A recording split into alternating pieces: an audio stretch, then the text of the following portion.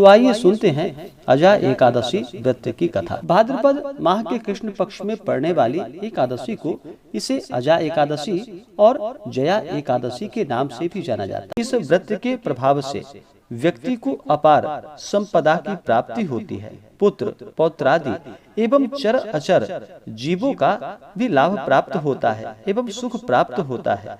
ऐसे व्यक्ति का कोई भी विरोधी नहीं होता है। जो इस व्रत को करता है वह अच्छे सम्मान पाने का अधिकारी होता है। इस दिन भगवान श्री हरि विष्णु का पूरे विधि विधान के साथ पूजन करना चाहिए। माता लक्ष्मी का पूजन करना चाहिए। इससे व्यक्ति के सभी प्रकार के पाप और ताप नष्ट हो जाते हैं। जब व्यक्ति के पाप और ताप नष्ट होते हैं तभी उनके पुण्यों का उदय हो पाता है। उसके बाद ही सभी प्रकार के सांसारिक सुखों की प्राप्ति हो पाती है। तो आइए सुनते हैं अजा एकादशी व्रत की कथा। बहुत समय पहले की बात है कि एक बार युधिष्ठिर ने भगवान श्री कृष्ण से कहा कि हे जनार्दन, आगे अब आप मुझसे भाद्रपद माह के कृष्ण पक्ष की एकादशी का क्या नाम है और इसका क्या महात्म्य है, आप इसका वर्णन कीजिए। भगवान श्री कृष्ण कहने लगे कि हे राजन, इस एकादशी का नाम अजा एकादशी है और यह एकादशी सभी पापों को नष्ट करने वाली और अत्यंत ही फल को देने वाली है।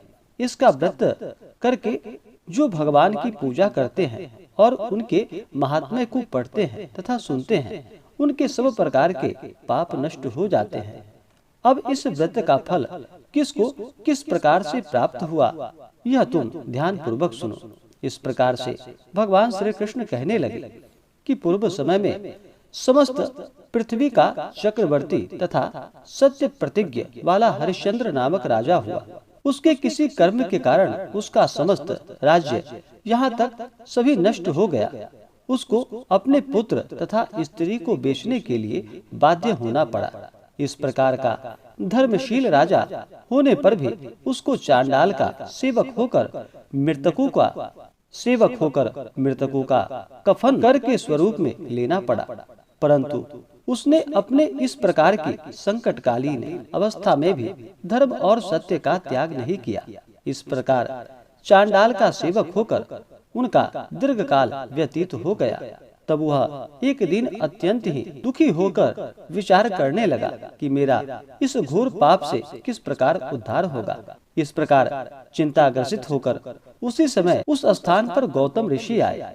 गौतम ऋषि को देखकर राजा ने अपने सभी कष्टों का वृतांत उनको सुनाया। गौतम ऋषि राजा के इन कष्टपूर्ण बातों को सुनकर दुखी हुए और राजा को अजा एकादशी के व्रत के अनुष्ठान का उपदेश दिया और कहा कि हे राजा, भाद्रपद माह के कृष्ण पक्ष की एकादशी व्रत का अनुष्ठान विधि पूर्वक करो और समस्त रात्रि जागरण करके भगवान का स्मरण करो। इस व्रत के प्रभाव से तुम्हारे सभी पाप क्षय हो जाएंगे और तुम सभी प्रकार के कष्टों से छूट जाओगे। इस प्रकार राजा को उपदेश देकर मुनि जी वहाँ से चले गए। मुनि जी के कथा के अनुसार राजा हरिश्चंद्र ने इस उत्तम व्रत का अनुष्ठान किया और सारी रात जागरण करते हुए भगवान का भजन करते रहे। इस प्रकार व्रत के प्रभाव से राजा हरिश्चंद्र के सभी प्रकार के पाप नष्ट हो गए और सब कष्टों से मुक्त होकर अपने पुत्र और पत्नी को प्राप्त किया और शत्रुओं से रहित राज्य को प्राप्त कर सकल परिवार सहित आनंद का उपभोग किया और अंत समय स्वर्ग की प्राप्ति हुई। इस प्रकार व्रत के करने वालों के सभी प्रकार के पाप नष्ट हो जाते हैं और स्वर्ग की प्राप्ति होती है। जो इस महात्म्य को पढ़ता है और सुनता है वह अश्वमेध यज्ञ का फल प्राप्त करता है।